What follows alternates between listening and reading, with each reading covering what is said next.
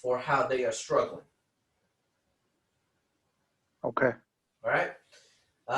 The next one is, just like kimura positions.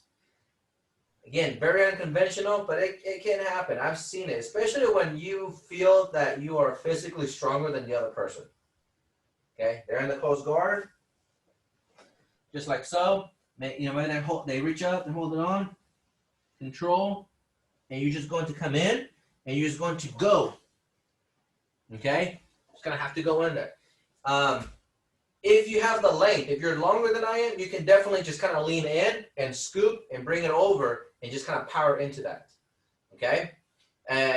More often than not, they're still going to have that closed guard around your hips, and you're going to kind of like a fish, you're going to wiggle your hip and your lower body out of it. All right? If you're shorter and you have to reach in, again, you can. You control the wrist, and you're going to bring your opposite leg, opposite knee off the ground, nice and close to the hip. Okay? You're going to lean and bring your elbow past their elbow here. You're going to drop your left knee, in this case, down on the ground and raise your other knee. So you're just going to switch positions with your knees, like this. You see that? Raise it. Control it. Right there. You switching your hips too? Yep, I just switched. My hips will switch naturally as long as I switch my knee positions. This knee was on the ground, the other one was on off the ground, and I just reversed their positioning. And my hips will naturally change. Okay? And I'm literally right in here like this. Their wrist's already pretty much hitting behind their back. A lot of the times, this will also cause the guard to open. Okay?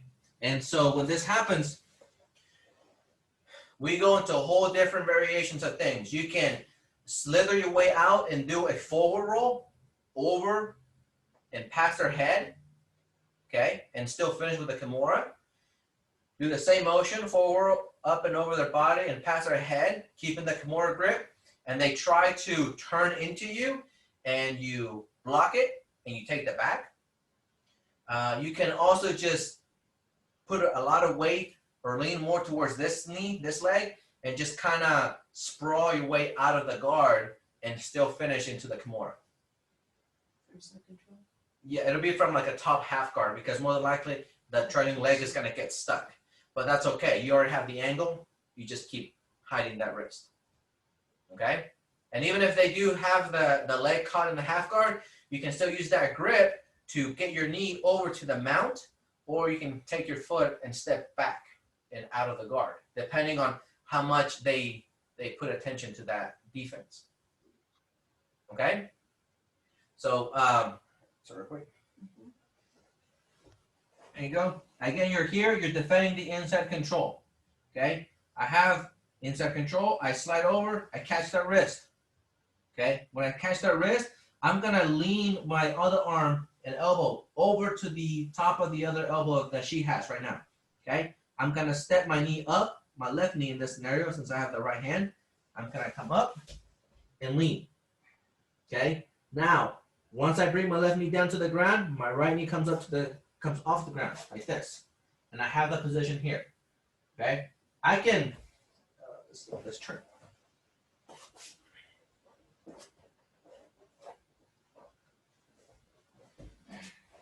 Okay, right here. If I have good enough control right here with my elbow and my wrist, I can do a straight armbar. I can push the wrist away from her body, away from her hip, as I squeeze both my forearm and my biceps tighter. And I can get a good armbar, good straight armbar from there. Most of the time you do this, they will bend their elbow, trying to release it. Boom, you have your nice control right here with that, with the kimura grip. Sorry. Okay, just right here like this. Okay, again, if you are physically stronger than the person that has you in the guard, you can finish the kimura from here. Just readjust and you squeeze everything nice and tight, and then you just keep hiding the wrist underneath their back, and they're gonna tap. Again, this is a very good power move position right in here like this. Okay, my head, I want to be nice and snug like this, and then when I try to finish, I want to just turn my head in the direction that I'm pushing her wrist into, just like that. Okay, and it's a thing where you don't have to get in a hurry to do it. You're just taking your time. It's just up to them how much pain and uncomfortable they want to deal with. Okay? Any question on that one? No. Okay. So now we're gonna step back a little bit because I'm gonna like wiggle my hips out and I'm gonna try to go for a forward roll. Okay.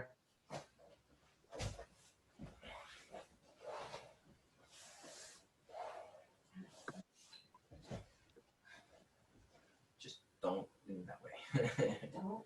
No, because I will land in your face. Okay, so and we have the controls here.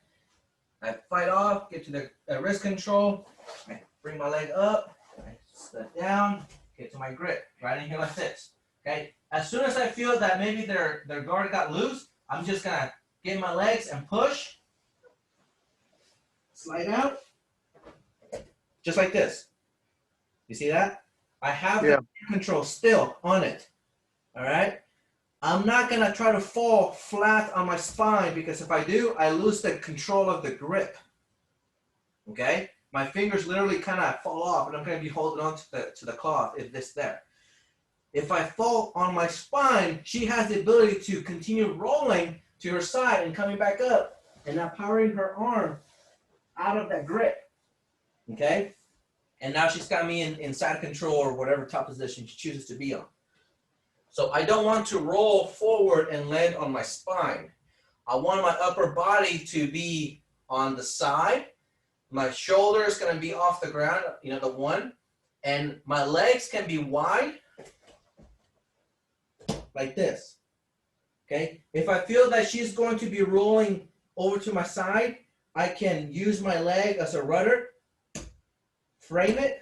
This leg stays right here like this. See how I'm posting on the ground? It's not laying flat, lazy. It's activated. And I'm going to push her wrist into her body. So I'm going like this. I'm framing.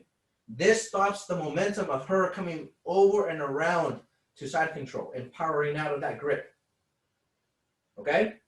And it's going to allow me, again, depending on how they react, I can stay here and still keep the grip and force it. And I can start to scissor my legs and come up over and then still finish for the kimura this way. Or many times I have this here and I'm pushing into them, and as soon as I scissor my legs and I start to push, they tend to turn that way because I'm pushing into them. I still have the control here, and now I'm just controlling it like this the whole way, and now I have it from here, from the back. And I can use this to transition to the back take as I pull him back over me, and I go for those controls. Okay, so I'm gonna go through it again, but this time I'm gonna hold on to the arm, and just so I can show you with a body. So I come up, controlling the inside, get my wrist control, right in here like this. I kind of step in, get my positions. I'm right in here like this. Okay, yeah, you can if you can push it. If you can. Okay, now if it starts to squeeze with the guards, not a big deal. I'm just going to push my body, tuck and roll, push, and go, land, and catch, okay? If she turns into me to try to come up, I'm pushing into her wrist, which goes into her body, but keeps her elbow and her shoulder off the ground, allows me time to scissor my legs, just like this. I come up on top of my left elbow, knee walk over, and then I can step in and pull it out and finish that kimura. Let's turn this way. So I have it here. I knee walk in, step up, and pull it and hide it. Okay? We'll show it from a different angle here in a little bit. Second variation of that, when I roll over,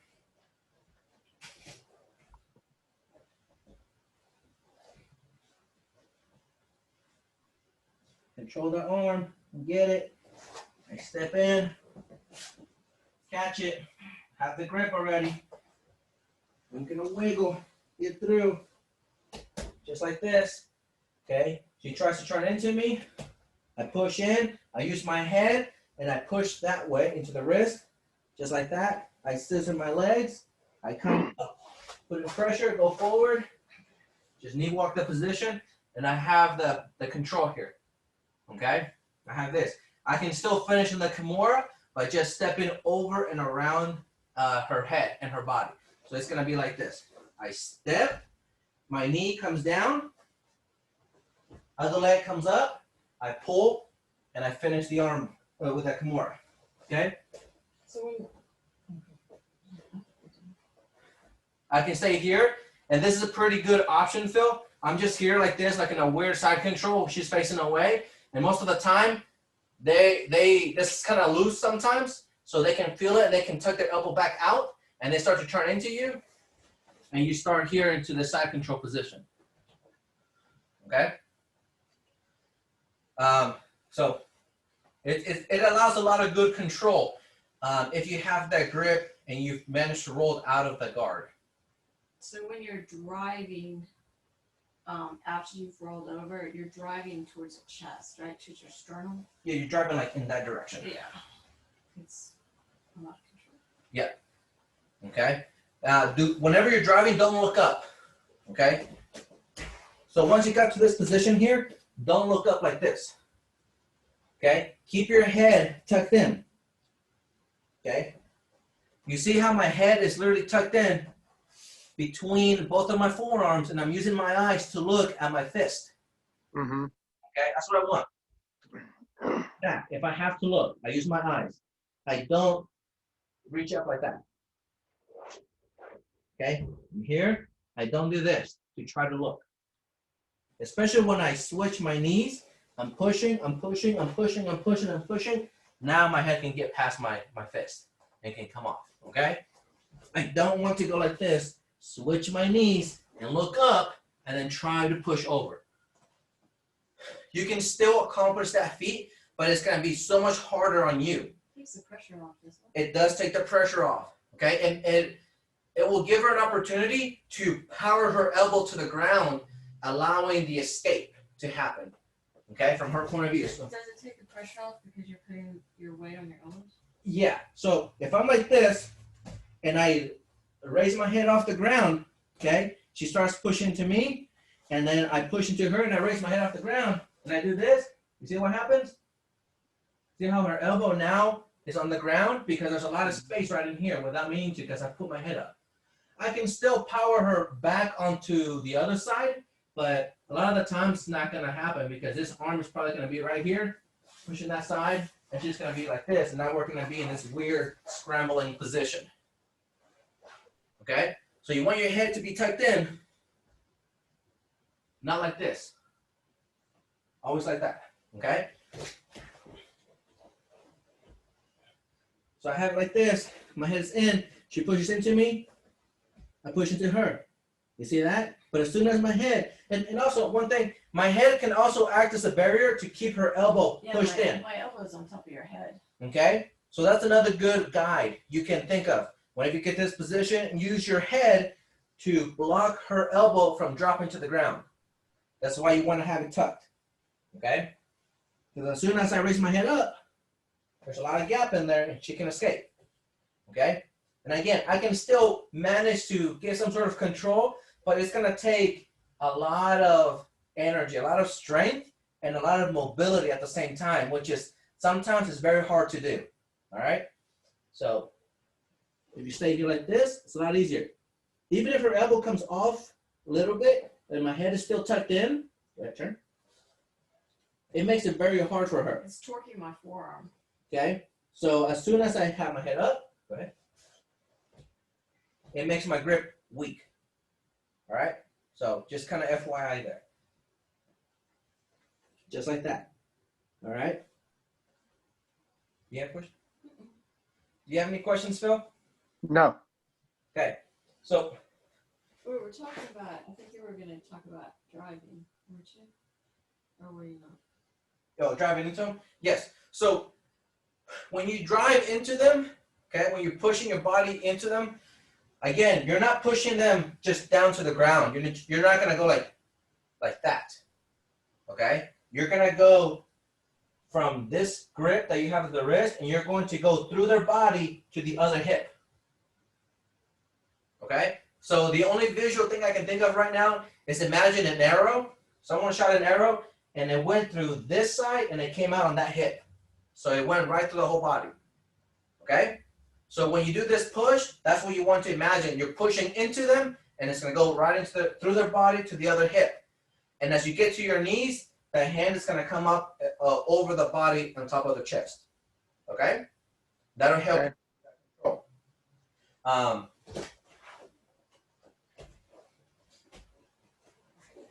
So let's turn this way. Okay. So, see, her wrist is pretty much right here by the sternum, on the side of the sternum. All right. So I'm gonna use the arrow analogy, and I'm gonna shoot it like this, and it's gonna pass through the sternum, and it's gonna come out on this side of the body. That's the control. So if she turns, that's what I'm doing, and she can feel it. Yeah. Okay. If I try to push down on the ground, okay, we get in this weird scramble. Okay, we get in this weird scramble that if I am not aware of it, I can definitely lose that position. And she's probably gonna end up on top behind my back at this point. Okay, because I'm gonna be like this, and I'm pushing it down, okay? Like this. And it's just gonna be a weird scramble. Okay? A weird scramble more towards her favor. Makes sense?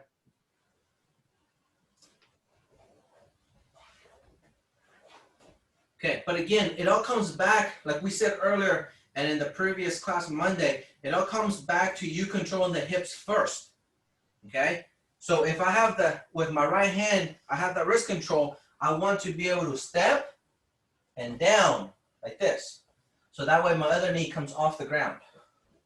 Wrist control, I come off the ground, step in like this. You also have to do that to be able to twist your body enough to get your Right. So that way I can get my elbow to this side and be able to wrap it. Okay? I have to do that because I'm short, but that's also the proper way on you really controlling those hips. If you that have longer arms, if you have the wrist control and you just do this, more often than not, you're gonna get your back taken.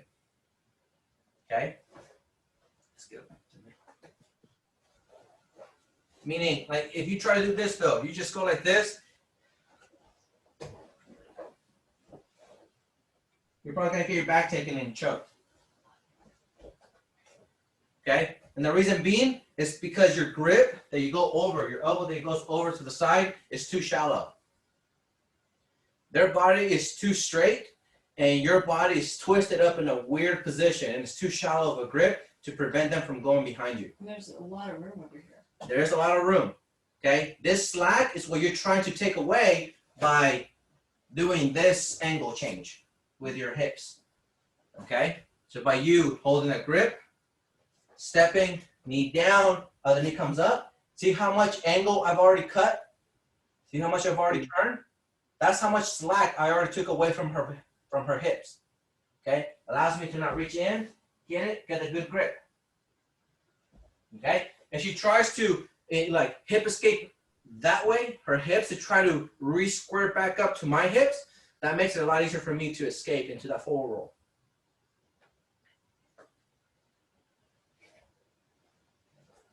Okay, so we got here, come in, like this, okay? If she tries to hip escape that way, like that, it's like, makes it so much easier for me to try to do a little forward roll. Okay, because that grip there is loose. And even if she manages to squeeze it, I can still kind of be like a fish and like wiggle my tail out of it. Okay, you're stuck and you're out. Okay. Now, the reason why some people may not have success with this particular movement is because they have not gotten the hang of doing a forward roll properly. They probably still go over their head instead of kind of going over their shoulder. And they definitely don't have the hip awareness yet. Okay? So if you can figure out and get used to those concepts first, this should be no problem.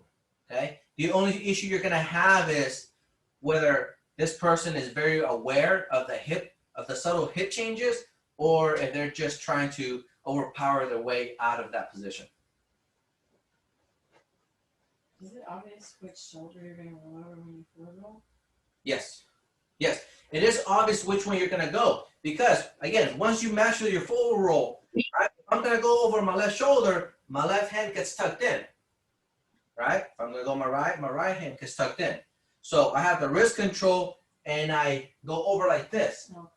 So you're already turned. I'm already turned. I'm already tucked in. I just have to finish the roll. Okay. And after you finish the roll is when you tuck your head. Like during the roll, could I pull off? Can you pull your arm out? Yes, absolutely, you can. No. It's harder. That's the time to pull it out. It just kind of, I want to say it's a yes and a no, but Well, I certainly can't do that. if you try to pull it out during me rolling, there's a good chance that your elbow can get hyperextended on the way out. Yeah. So it's kind of like you have to stop the roll and get your elbow back in place, or do it once they roll, once their body weight has reached that, you're already pulling in and going with the momentum before they have a chance to establish their grip and their repositioning again. Okay. Let's see. What else? Yeah, we're gonna do it from this angle. I said.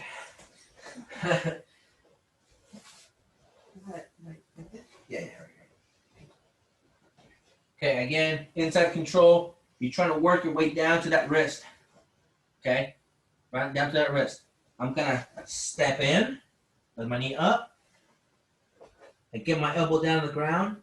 I bring my left knee to the ground. My right knee comes comes off the ground, and at that same time, I'm gonna put my arm underneath. So I'm gonna tuck in. Okay? Because right now I cannot get that grip. I cannot get that kimura grip. Once my left knee goes to the ground, I can slide my left arm inside. Because I have the ability to pull and get to that position. Again, I can do it real fast and I can go straight to an arm bar. Okay?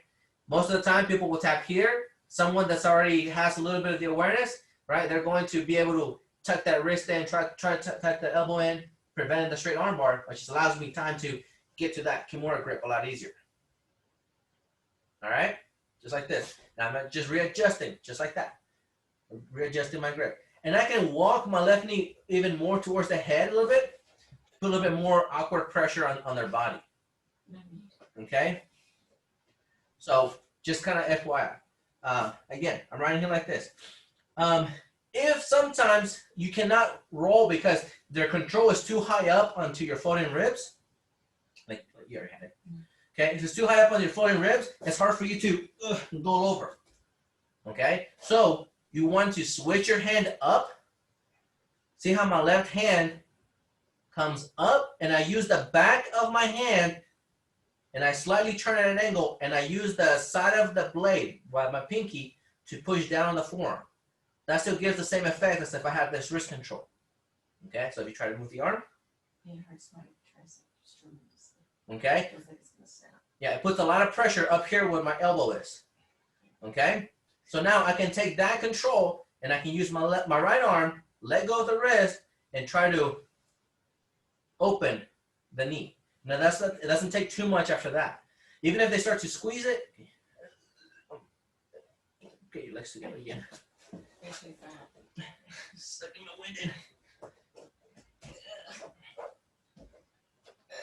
Okay, so if they are holding on for dear life to their legs, okay, this is a good option. Here, I get my forearm and slice inside the knee, and I start to just push away, just like that. and it can be just a matter of time. Other things that you can do is you can inflate your lungs so you get more of a wide angle. Okay? And so what I mean by inflate the lungs is you just make yourself to have a pot belly. Okay? Okay. Pot belly as you slide your elbows in, or I'm sorry, your forearm inside the knee, and you turn your thumb inside like this. That's going to allow that little magic wedge to happen, and then you inflate your lungs, and it goes, it just opens up. Okay? It doesn't take a lot. Mistake is that people will do this. They'll start to hold on to the pants and try to push away or try to push down. Or they're going to try to use their elbow to try to pry it open. I don't like that because it'll take away from that control from the arm. All right? Back into position. Okay? So if I use my elbow to try to pry it open, right, and I have this control like this, she's nice and tight, a lot of the times it's not going to happen, and it'll take away from this control because my weight goes down into it. Yeah, she gets her arm out. Now I'm in trouble. Okay. See, now I'm stuck. I can be stuck in triangle, or she can switch it to that arm bar. Okay. And I'm already done for. Okay. Yeah. I'm done for. So you don't want to use that. Okay. You don't want to use that. And you definitely don't want to use your elbow like this. Okay? You don't want to push on the kneecap and your elbow being flared out. Because the same thing's going to happen. Okay? Actually, this is going to allow her to take your back a lot easier. All right? Because you're turning more. You're going to be able to turn more of an angle, and she's going to just be wiggling it out. She's going to be able to take your back. Okay? In some cases, Phil, she may be able to use this leg because my elbow is like this, so high up and determined to push that knee down that she can put her foot between there and hook up into my bicep, and now she's got me in this, and they call it the pretzel guard. Okay? I will say this. If that happens, it's either because I'm a complete beginner or I completely just lost my ability to know where her body is at all times, and I should be submitted for that. That's just my opinion on that part. Okay? But again, just for visual, just kind of real quick. Sorry. Okay, she's got a nice tight guard. Okay, I have this grip right in here, and I go like this, and I'm still being like this here. She can get her foot inside like that. Okay, and that's not good. She can use that, yeah. And I'm kind of stuck in there. Okay, so be aware of that, especially when you're long and going against someone shorter than you. That can happen, or vice versa, for sure. I'm sure going against someone longer, that can definitely be an option for them. But if I can feel where their hips are going, I should not be able to get stuck in that position. Elbow flare out is a sign of bad posture while you're trying to pass the guard. In this scenario, okay, elbow should always be tucked in. Okay. Any questions? So, in general, in the big picture things, a flared elbow is never a good thing in most cases. Just keep your elbows in. Correct. Yeah. Okay. In jiu-jitsu, the saying goes, keeps your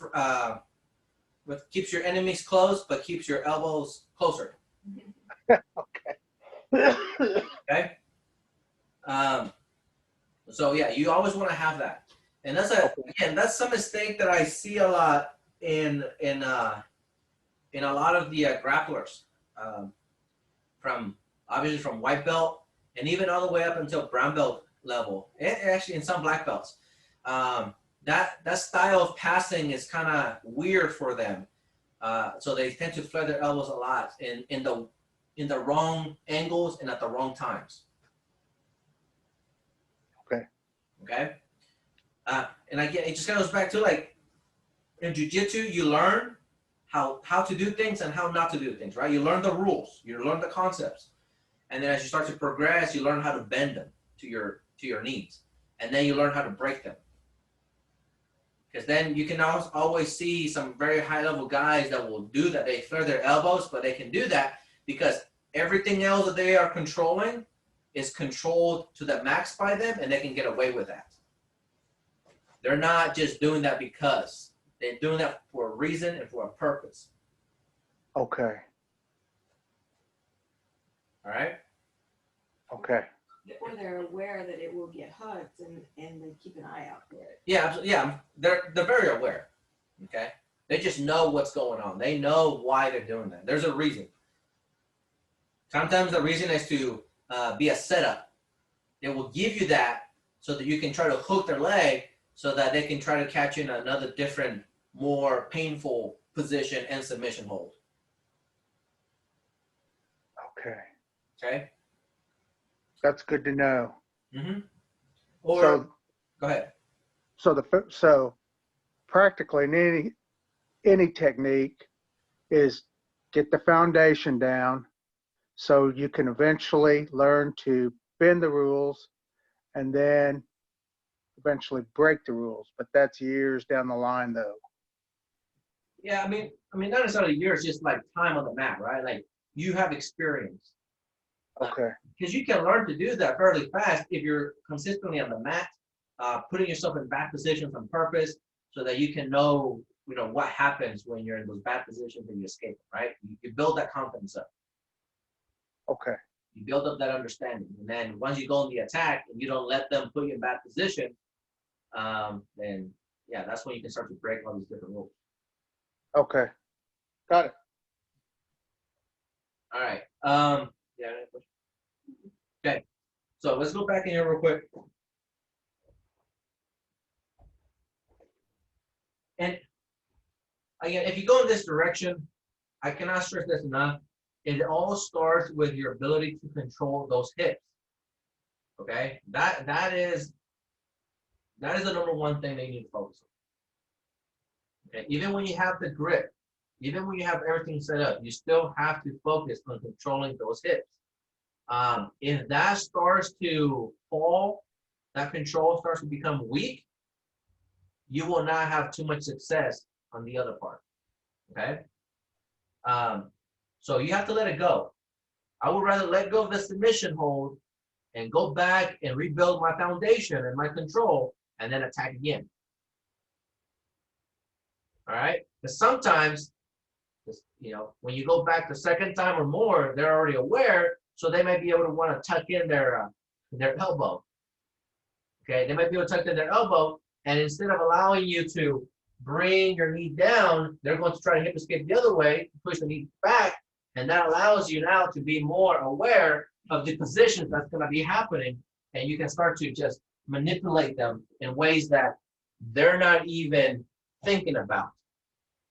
If they open their guard like she did right there to try to defend with a knee shield, her guard is open. I don't have to worry about opening the guard anymore, which will allow me to start now, using the angle that she gave me against her.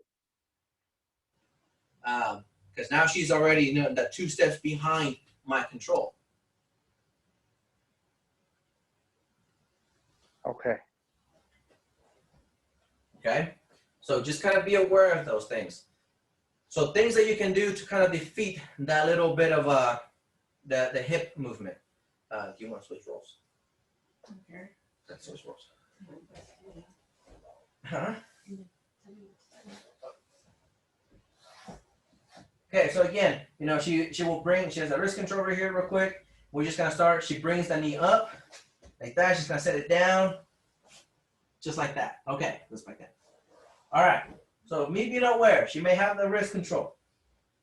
I sense that she's gonna, I sense that her knee's up, she tries to come up. When she tries to come up like this, I want to I don't want to push in front of the kneecap, but more like on the inside and on top over here of the thigh. Okay? I want to go like this. I don't want to be underneath. I want to be here. And I'm going to let go of my legs, of my ankles, and I'm kind of just try to push away. Like this. Okay? What I did is I try to re-square back to her. Her leg is still up, but she does not have the ankle anymore. So she's going to have to either re-step again or bring the knee back down. Or both. Okay? So that's something that you can do. You're right away. You already know what's happening there. Okay? So let's start from the beginning again. So again, she's got my wrist. Bring her knee up. As soon as I feel it, I get to the top. On the top and on the inside, and I'm going to try to push my hip out. You see that? Mm-hmm. And I can keep that. If I sense that she's kind of trying to readjust, I can just keep that right here. And every single time she does that, it's just going to be worse on her. She's not going to have a proper angle. And she's going to be forced to bring the knee down on the ground. Okay? And when she brings that knee down on the ground, and when she tries to bring that knee on the ground, okay, however you want to. When she brings it back down like that to the back, okay, it's just a lot easier for me now to start to control back to those grips. See, I can just bring back in because there's no weight on there. Okay, even if she's got it very tight, like this, I can still come back inside and just control that. Okay, just get my hand in and back inside. If she brings the knee down but forward for some reason, like this, okay, I'll get my wrist now. I check, I readjust, and she brings her knee just down like that. She's still at a weird angle, but she doesn't have the proper distance. Okay? Which this could be a false fallacy for her, and she can try to go for it. Okay? But she doesn't realize that in the moment, so she's too far away, so she's going to try to reach for it. And when she does that, you scissor your legs, you grab the back of her lat, and if you have to, you can post on the ground to hit back, and come back up and start going towards her back. Okay? So you gave her a weird distance. She has the right angle still, but just the wrong distance, and her weight is behind her, not going towards me. Which is going to be a very common mistake from that angle, from that position. Okay? And again, that all comes down to her not being able to read that little subtle change. But if you're on top and you make that mistake that you know your elbow is not going to reach the ground, don't pursue it. Correct. Don't pursue it until, again, your foundation is reset it and you're able to, again, reach over comfortably. Yes, comfortably. Okay. Okay, so don't get tunnel vision and just try to reach and try to force your way into that. I cannot stress enough, it's all because of the hips. All right? Okay. The hips, the hip control and your hip mobility is the key to everything in this particular situation that we're in. It's the key to everything. Well, it is. It is the key to everything, but even more so right now in this situation. Okay. Okay? So don't get too discouraged. And that's one thing too is from my personal experience, when I would start to do that is that I would get frustrated with myself and discouraged that I wasn't getting to the second checkpoint or the third checkpoint. I would always be stuck between the first and the second. And then once I started to kind of calm back down and realize what was happening, the changing the angle of my knee and my weight is behind me and I'm just having to reach. I cannot get my elbow to the other side comfortably, like Melissa said. So once I started to realize that, okay, I fought to get the angle. I fought to be able to get my elbow to the other side comfortably. That got me to the second checkpoint and then proceeded to do the same thing to the third, fourth, and the fifth until the finish. All right? So don't get discouraged and don't get ahead of yourself, which is super easy to do. But just from a rolling standpoint, though, if you're in that position and you're not right and your elbow's not reaching properly the way it should, then you're aware that what could happen. So if they do try to take your back or come out from the back or whatever, you're aware that that could possibly happen because you know your angle's not right. So you can be prepared for that Correct. Okay. and change the whole dynamic of the situation. Absolutely. Absolutely. Okay. So again, just the hips. The hips are everything in this situation. Okay. Let's go back again here again. So this is what I mean, the two variations, okay, that you will find yourself in with your knee. So she's got the wrist control. She has the knee up, okay, right here. I'm aware of it, and I check it, and she brings her knee back down to the back, like when she started, like this, okay? But if she's still reaching from right there, nothing's going to happen of it, okay? You can see how far she's reaching, okay? She's got to get her back taken, for sure, okay? So now let's do the other one. So let's start. Let's start at this angle because we're gonna finish with. Right, okay. So she has a wrist control. She has her leg up right there, and hold on. I check. Go ahead. Move forward. I check, and her knee still falls to the ground, but we're at a different angle. Okay. I'm already adjusted. Right in here like this. And my elbow is like on his Like neck. on my throat. Yeah. Okay. It's not even close to the ground. Her knee still managed to come forward, but I managed to square up to her hips. So now she's reaching again. And if she's being stubborn with that, she's reaching and reaching, I'm not going to be submitted from here, and I'm going to be able to take her back or sweep her over to this side. Okay? So that's what I'm trying to see. Like, those are the mistakes, the errors that I can force on her just by checking the inside and on top of her knee. All right? Mistake right here easily on my part. She has her knee up. I start to push like this. If I start to push here, she can start to lean more forward and she can overpower with her weight. And that's not good on my hand because I could probably get my fingers damaged from here. Okay? And like right now, she's just reaching, she's getting it, and she can just try to force it in. And it's just this, again, that's where it becomes the power move. You have to force it into those holds, just like that. Okay? All right. And with the forward, you're going to go into this. Onto the ground? Yeah, over there. Gotta hit. So. Oh, you want me to forward roll? No, I'm saying if you were to forward roll. Oh. So it's all about that knee change, okay? That the hip change, the angle change right here. All right? You have to be aware of that. So let's go back in here again. Yeah, she gets the wrist, okay? Now, if you're smaller, going against someone bigger than you, okay, you can use this kind of to post right here on the body to get your knee up, okay, to get to a good angle. Okay? If you don't use that hand and you try to kind of, come down to your elbow and try to do this, okay, a lot of the times your weight's already too far off and the person can just kind of scissor position and force you that way. Okay, and I will probably have a good entry into a normal Pilata from there because she's going to reach out with the far arm, and this arm's going to be open for me. All right, so use your control. Okay, just like if you were to open the guard, she's got her position in there. Elbows nice and snug in. She takes a step in, right there. Okay, yeah, inside, and then she's just going to be reaching over to be able to power her grip into that position. Okay, once her hands are locked into place, it's really hard for me to push her away.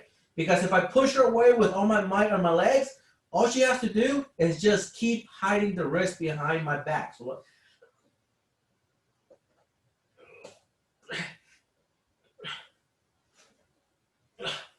Okay, and that's very tiresome on my ribs and on my body. And if she's constantly just readjusting and doing this, eventually my shoulder is just going to get tired of being pulled and pushed at the same time that I have to tap. Got it. So let's show you from that side of that angle, okay?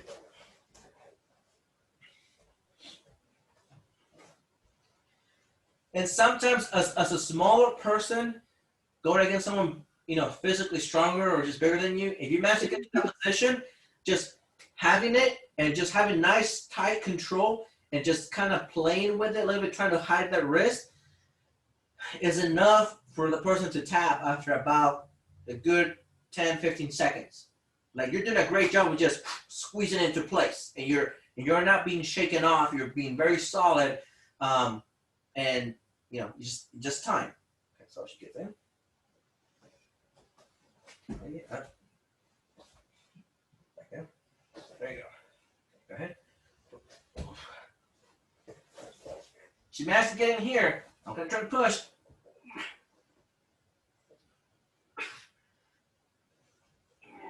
And she just hugs it like and brings it onto her. Like shit.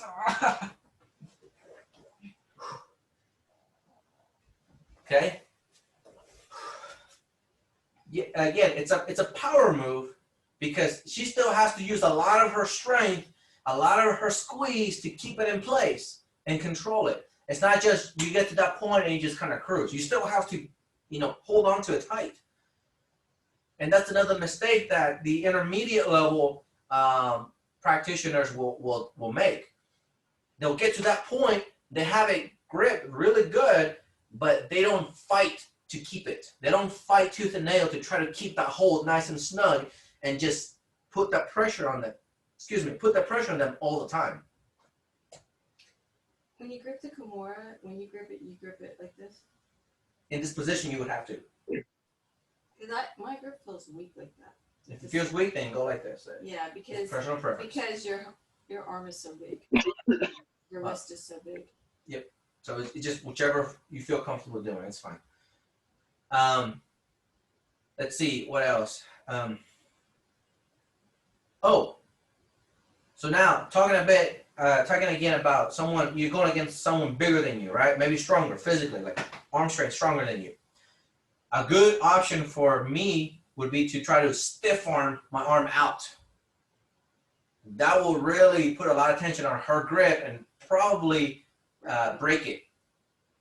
Okay? Don't get discouraged. Do not get discouraged. Okay?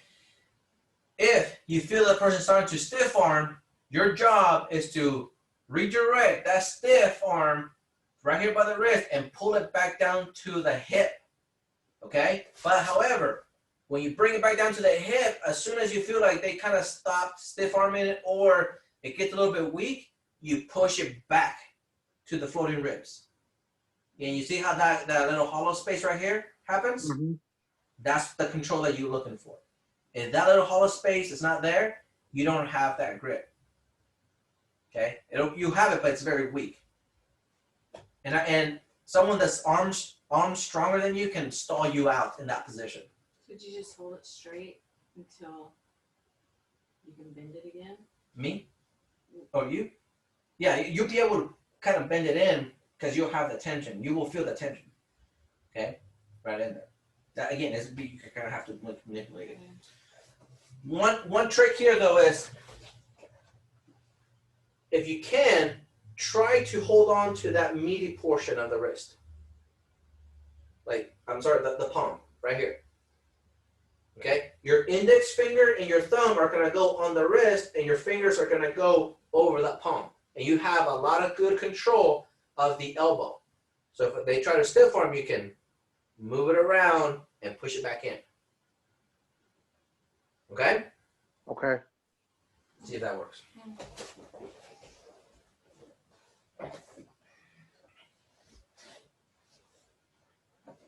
So right here, right here. Mm-hmm. There you go. Mm-hmm. Yeah. There he goes.